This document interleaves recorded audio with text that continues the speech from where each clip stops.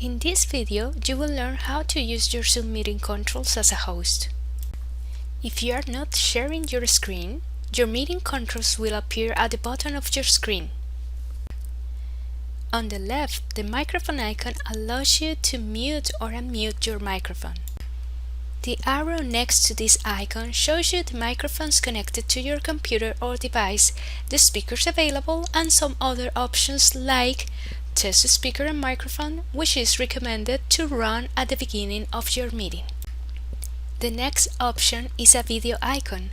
This allows you to start or stop your own video. In this example, I'm using a virtual background as a video. The arrow next to this icon displays the cameras connected to your computer. You can choose a virtual background or go to video settings in case you need to do adjustments like rotating your camera.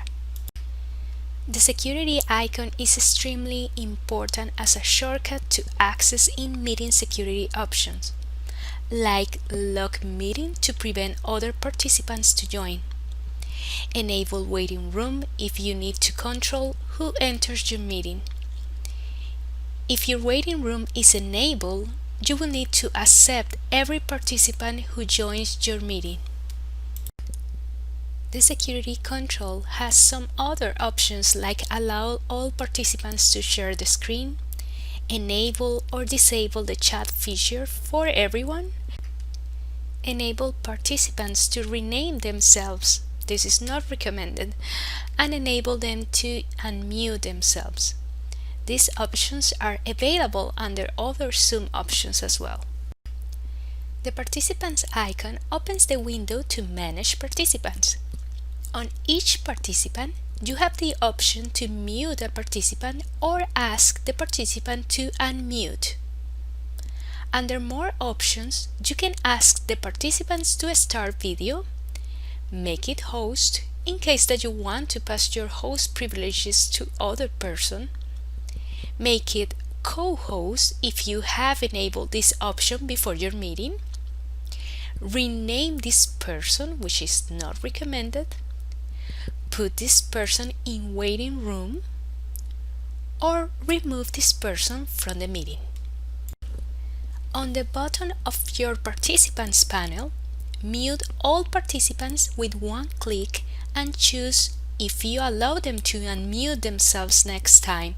You can change this option later if preferred.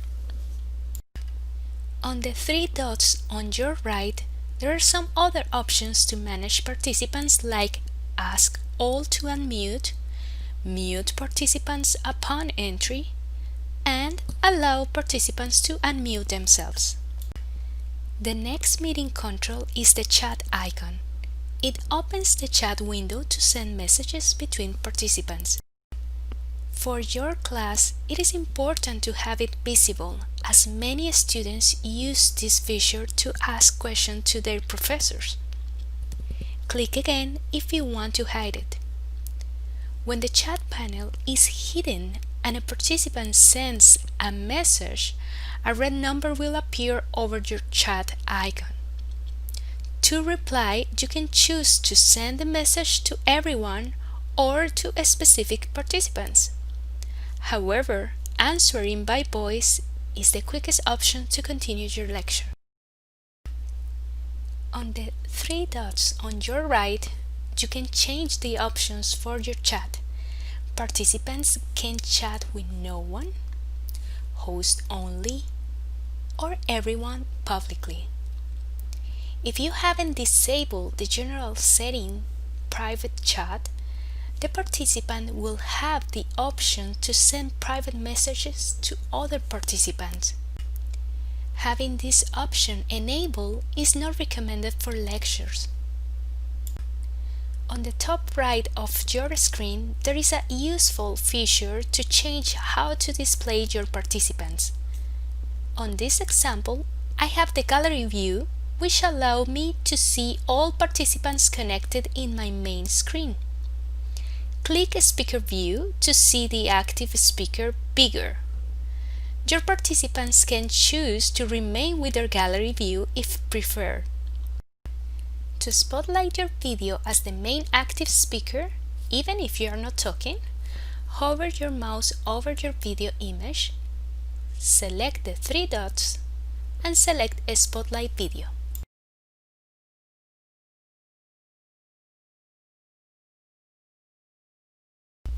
Your next control is Share Screen.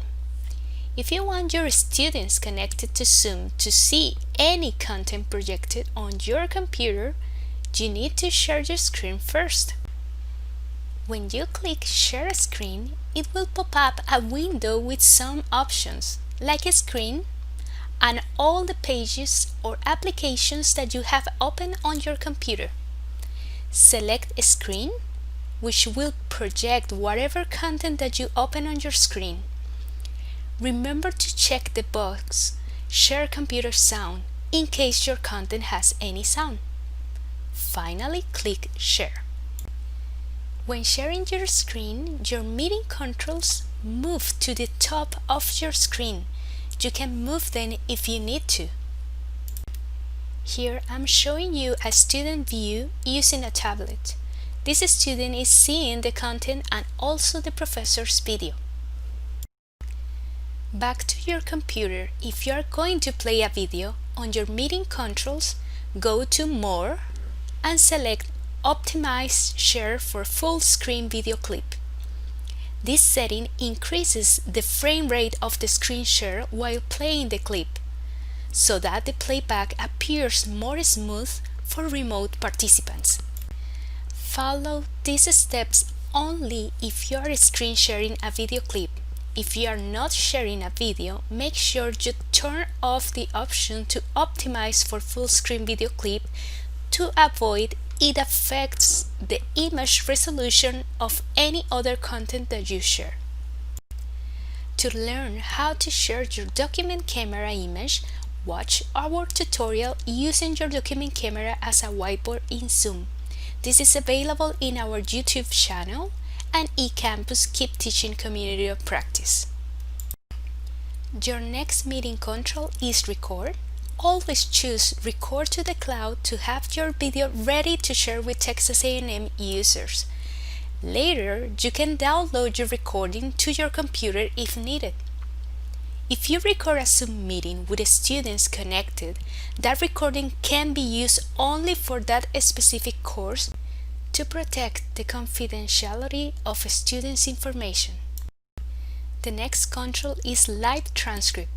Be sure you have enabled this option previously on your Zoom website.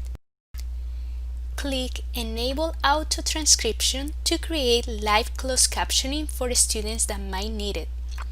This option is not only for students who requested accommodations, but for students having audio technical problems as well. It is also useful for English language learners. After you enable the option, it will display the closed captioning for everyone. So be sure to tell your students they can hide the subtitles on their meeting controls, clicking the CC icon and selecting Hide Subtitle. You as the host can do the same to avoid distractions. The next option is Reactions, which will allow everyone to react with emoticons like an applause and thumbs up. Finally, don't forget to end your meeting when your lecture is done. For more information, contact us at helpdesk@tamac.edu.